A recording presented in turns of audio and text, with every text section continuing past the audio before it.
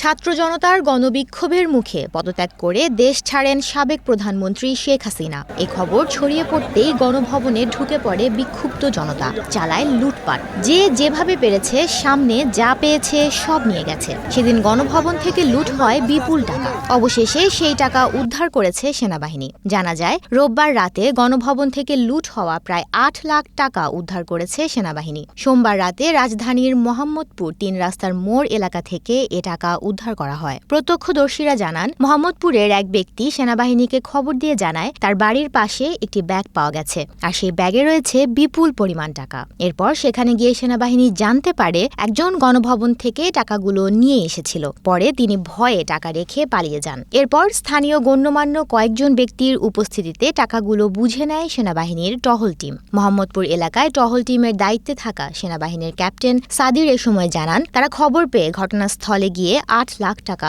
উদ্ধার করেন।